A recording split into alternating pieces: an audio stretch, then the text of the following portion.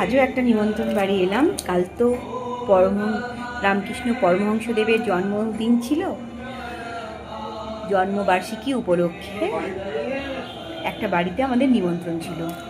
সেই নিমন্ত্রণেই আজ এসেছি। আর তাকে সাজানো ছবি আর তাকে দেওয়া প্রসাদের একটু ভিডিও করলাম, আর ভিডিওটা আপনাদের সাথে শেয়ার করলাম।